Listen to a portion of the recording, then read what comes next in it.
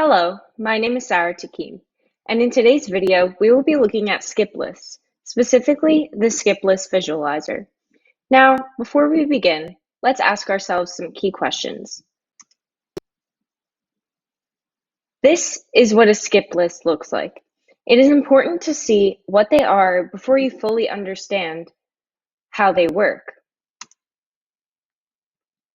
Skip lists are a probabilistic data structure that allows O log n search complexity. They were invented in 1990 by the computer scientist Will Pugh. As previously mentioned, the search time of skip lists is O log n. The structure of skip lists is randomized. Commonly, coin flips are used to build and determine the shape of the data structure. They are called skip lists due to the ability of skipping over items when searching. How do we make a skip list? We have the option to insert or delete keys. However, you can only delete keys if there are any items in the list. There are O log n levels in a skip list. These levels begin with negative infinity and end with positive infinity. They are also known as the header and sentinel nodes. Each level below another has twice the amount of elements due to the even likelihood of heads versus tails. Now, let's discuss insertion with a skip list. Firstly, we will insert an element by comparing the key of the next node to the current node which we are trying to insert.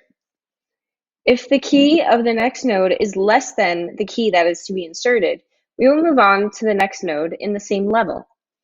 If the key on the next node is greater than the key that is to be inserted, we will store the pointer to the current node and move one level down and continue the search.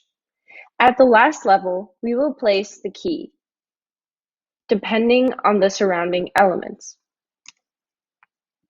Each new element that is inserted should be placed to the lowermost level. Half of the new elements should advance to the next level for balance and structure. When inserting an element, we want to flip a fair coin. If the coin lands to heads, we will add the element to the next level and keep flipping until you receive a tails. This method guarantees that the skip list is approximately evenly distributed. Now we can cover deletion, which is a bit simpler than insertion. When you delete an element, it is very similar to element lookup. If the key of the next node is less than the search key, you keep progressing on the same level. However, if the key of the next node is greater than the key that will be deleted, you want to store the pointer to the current node and move down one level to continue the search. Once the element that is to be deleted has found, we must rearrange the stored reference values. The rightmost element's new reference value is the key that was once to the left of the deleted element, and vice versa. Now, we are going to create a skip list and discuss some of the key steps that we will be taking to create this skip list.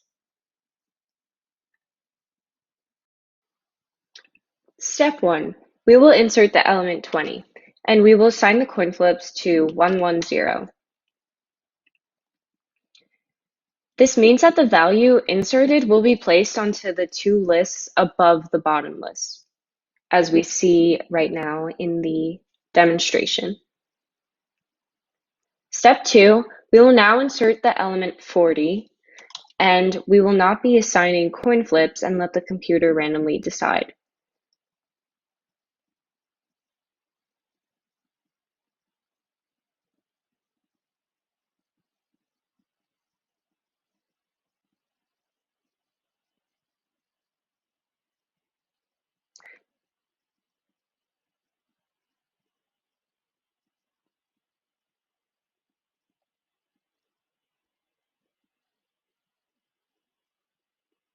So we see that it places 40 on 5 lines on top of the bottom list. So the coin flip resulted in heads 5 different times. So now we can insert 10. So starting at negative infinity, we see that 20 is greater than 10, so the pointer moves down for each row and places 10 in front of the 20, as 10 is less than 20. So now we can insert 20 once more. And here we'll see that it really does nothing, as 20 is already in our list.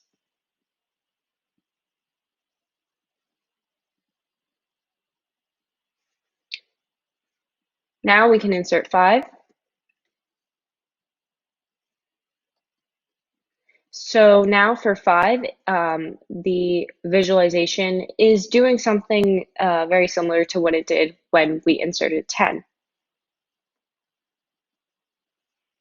Now we can insert 80.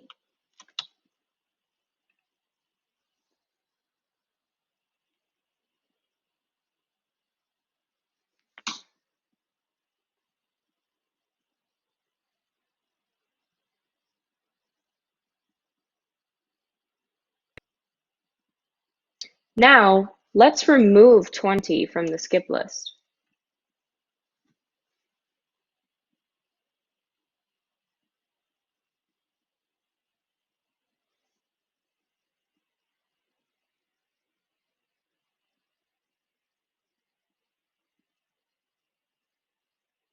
So we see that the skip list shrinks a bit when the column of the 20s is removed.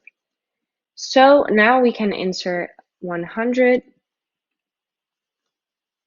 Now the 100 will be the greatest value in our skip list, so it will be the closest to positive infinity.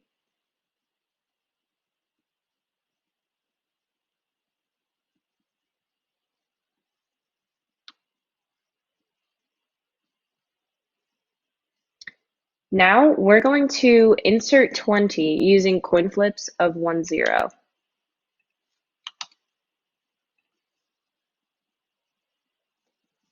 So we know that the value 20 extends past the negative infinity, 5, and 10, as they're all less in value. So it stops at the 10 and then goes down all the rows as positive infinity is greater than 20. So the value is placed on the bottom row and then the row above it because the coin flips resulted in one head, as we see right here. Now we're going to insert 30.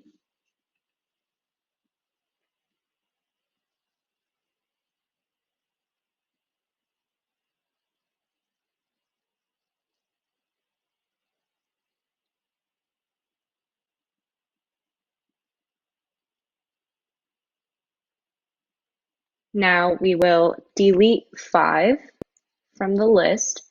So it's searching for values less than 5, and then going down through the negative infinity, it finds a 5, and now we'll remove the 5. Now we can insert 50.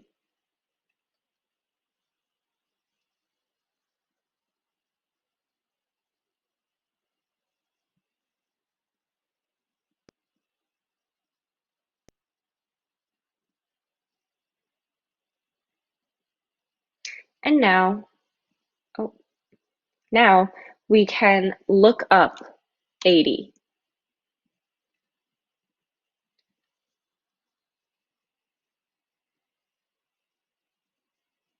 Now it's going through all of the values at the top in each list and moving right every time there is a value greater than 80, and it has found 80. Now we have finalized our skip list, and this is our finished skip list. Now here we can see our finalized skip list. The skip lists start with and end with negative infinity and positive infinity, respectively. The elements in every row are sorted properly. The skip list has been finished and was sorted. Now let's answer the question, are skip lists efficient? And the short answer is yes. Why and how are they sufficient? Because of the probabilistic feature, the coin flip, performance of the skip list is enhanced. The skip lists perform well on rapid insertions due to the fact that it doesn't perform any rotations or reallocations. The implementation is overall simpler than its counterparts, such as the self-balancing binary tree or linked lists. It is also faster than the linked list because of the runtime of linked lists being theta n. Now, we know that skip lists are very efficient and we know how they work. Thank you for listening to my lecture on skip lists. I hope you enjoyed.